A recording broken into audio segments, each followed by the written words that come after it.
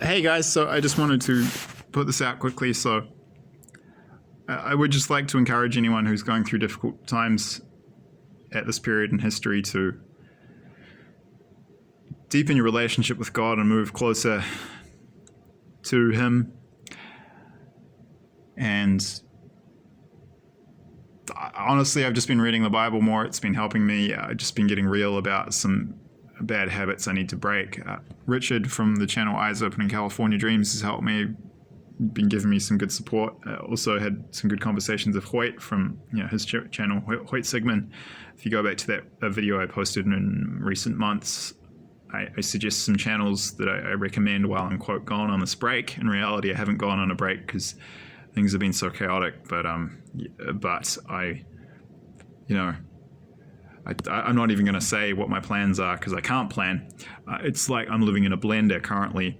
Another analogy that I would alternately use is that trying to plan and be organized and structured at this point in my life is like trying to lay a table for a dinner party on a cruise ship in the middle of a hurricane.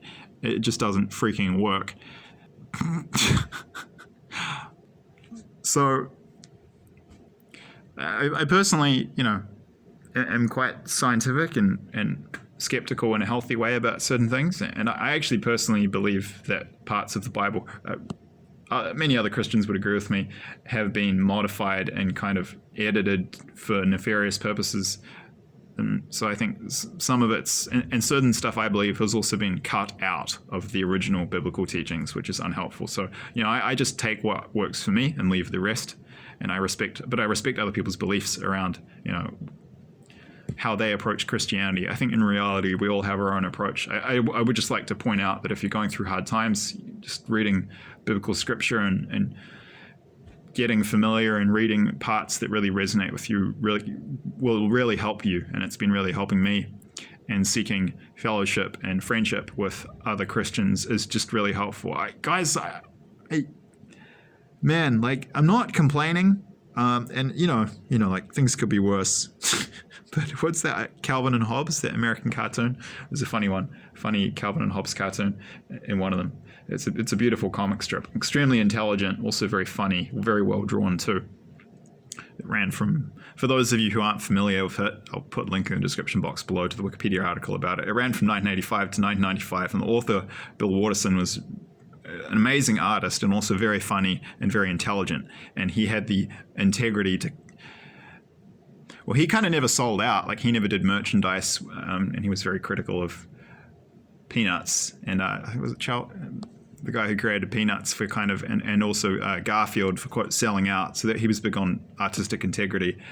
But I'm neutral on that. One thing I'm very impressed about with him is that he didn't take it on. He stopped Calvin and Hobbes when it was meant to stop. Like, he stopped it in 1995, and because you see this with things like The Simpsons. The Simpsons really should have stopped in the late 1990s. Like, after that, the writing just went to crap. Anyway, really good cartoon, Calvin and Hobbes, and would highly recommend it. And I mean, there's some good philosophical gems in there too. And there's one cartoon where Calvin's mum says to him, things could be worse, Calvin. And he says, yeah, they could be a heck of a lot better too. It's sort of, black humor. Yeah, and we're just going into tough times, guys. So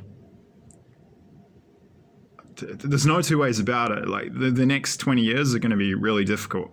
And if you've been consciously moving towards becoming a better person and working on yourself and, and humbling yourself before God and just genuinely saying, how can I be a better person? Show me what I need to work on. If I need to say sorry for something, I'll do it. If I need to fix something, I'll do it. If I need to be obedient, I'll do it. Just, tell me what to do, God.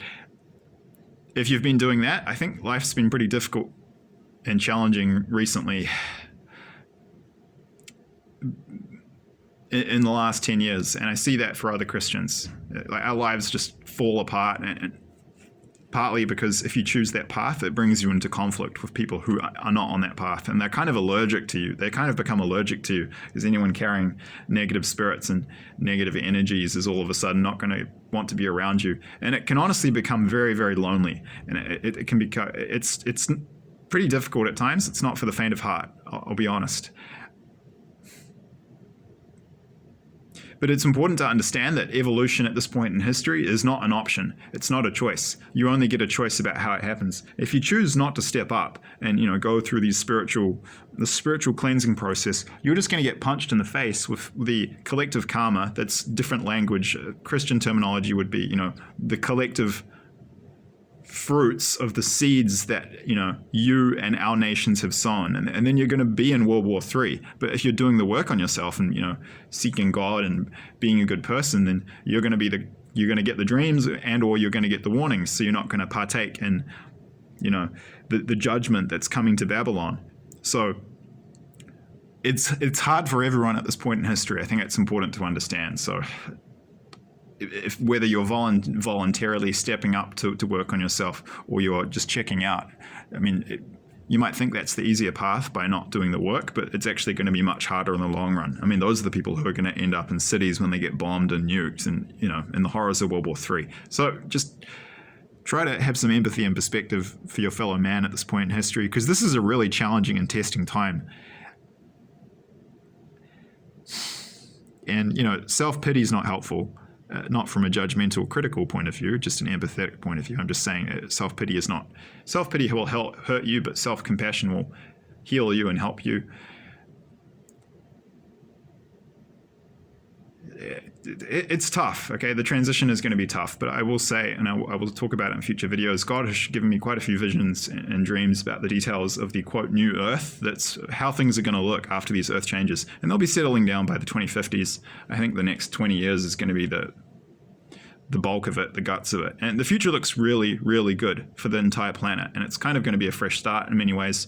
But first we have to get through this long, hard winter. And it's tough. So I just would encourage anyone who's struggling at any point to, just go deeper with Christianity, read more scripture, just deepen your relationship with God, seek fellowship with other good Christians, and not fake Christians, not the ones who just... I have an aunt in my family. This really annoys me.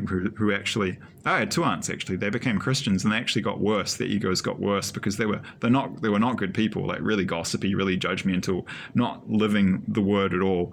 But they became excited to be Christians because then they could talk about what good people they were. But they actually became worse and more narcissistic and more egotistical. And I'm not judging them. I'm just being honest. These are just honest observations. They're just not good people.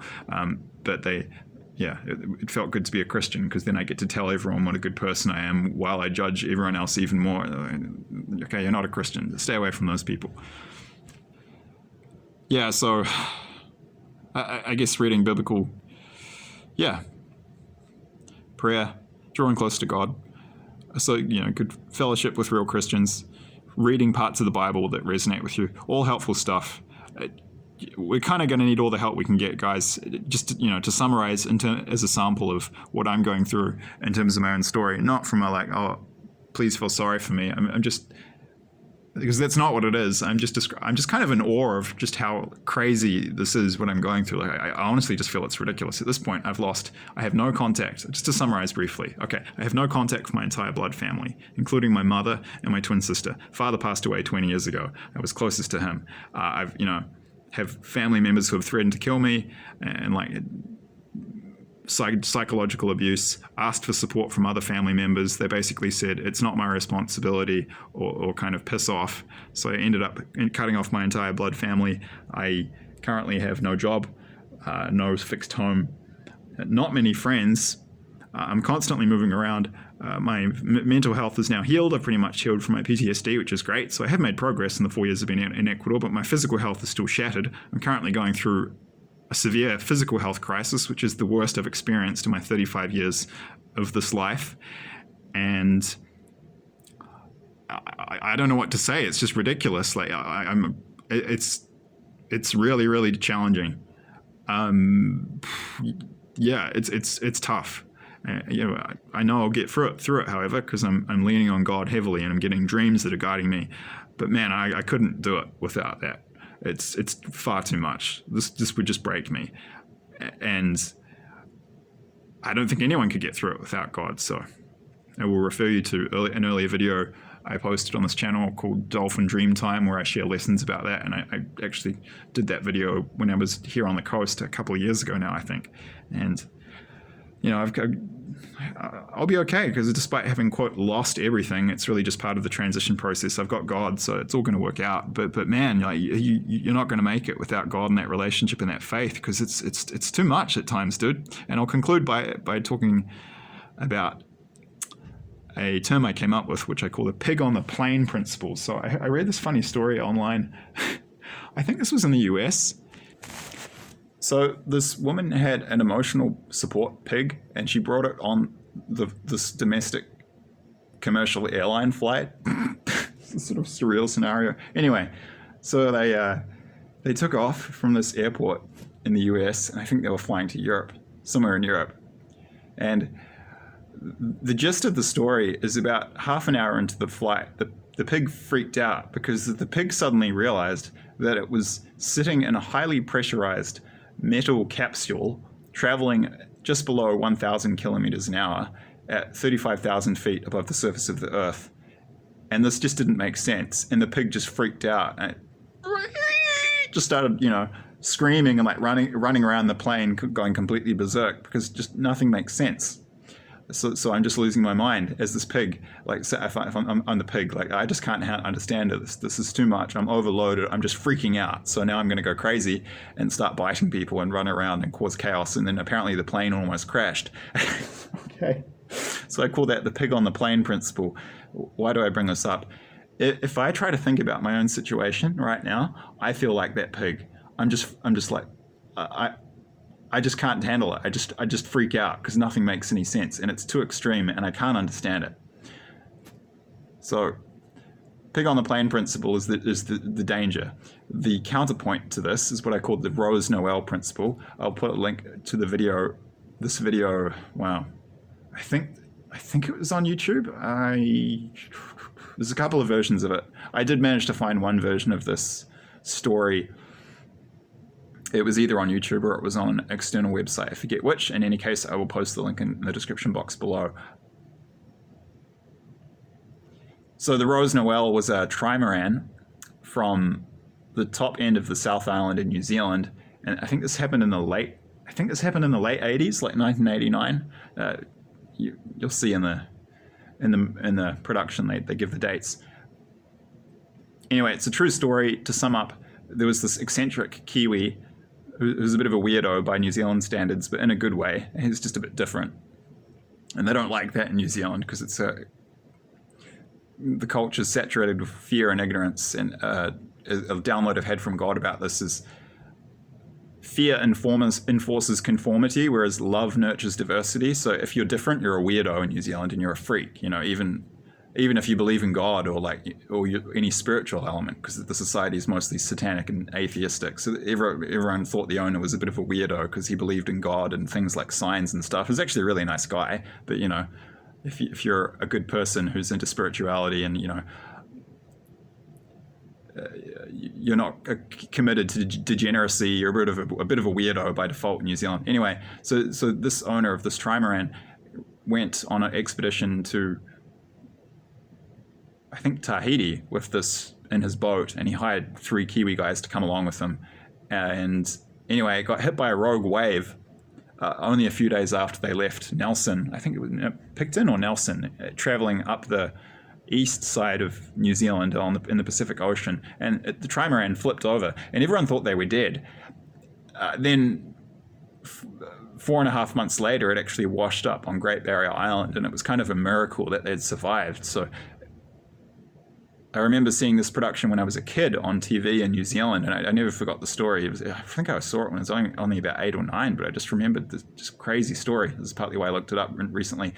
Anyway, I mean, everyone thought they were dead after 3 weeks. It was clear that, the boat had disappeared, they'd lost radio contact. Everyone just assumed that they were gone. So it was this amazing positive outcome when all of a sudden they showed up 4.5 months later and they weren't dead, that the trimaran had just been flipped over by this rogue wave. In the end, what happened is it actually kind of became a floating reef, and it would attract fish. So they ran out of food after all, but they could just catch fish, and they managed to survive. And in the end, it washed up on this beach. And there's this part in this dramatization of these events where the captain, I forget his name, he's the nice Kiwi guy who other Kiwis thought was a weirdo, but who's more, spiritual. He sees a sign in the sky. It was, I think, a comet, a meteorite. And when he saw that, he says, okay, it's all right. I know I'm going to be okay. So there's the Rose Noel principle and the pig on the plane principle.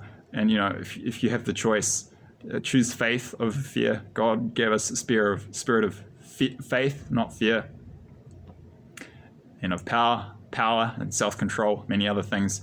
The most important one in these times is faith. That's the one to focus on. That's what's going to get you through. The analogy I use is hope is the light at the end of the tunnel, and faith is knowing that light will return even when it disappears. So even in the black of night, it's not believing, it's coming back. So when you lose hope, just fall back on faith. And faith is critical to get through these times, because this is really difficult. And I whenever I start to freak out, I remind myself, don't be the pig on the plane. Be that nice, eccentric weirdo in the good sense. Being different is not okay in New Zealand. Convicted criminals, convicted weirdos, guilty. You're guilty of being different. Get out. We don't want you here. Okay. That's me making light of it. There's an element of truth to that. It's partly why I left. I'm a bit of a weirdo in the good sense. But just remember that if you're starting to freak out, guys. Faith over fear. Rose Noel principle of the pig on the plane principle. It will work out and it will be okay. But you do need God. You do need to seek God's guidance, protection, comfort, and just support and advice in general. I'd also like to throw in a quote here by Richard Caratini. It's better to have a relationship with God than to be religious. There's nothing wrong with being religious, but the relationship with God is key in these times, because this is a really, really difficult, stressful time and a challenging time, and it will be for the entire planet. But you'll get through it with God's help, and things will be okay. And it'll be more than okay in the end. But I'm not going to lie, it's freaking tough at times. So just, I mean, hang in there if you're doing it tough, and just hold on to faith when things get really difficult. And I hope some of this advice is of value to you, because it's a challenging time. I'm honestly at the point where I've lost so many things and had so many crazy things happen to me that I have trouble taking it seriously at points, and I almost wouldn't be fazed by anything at this point. But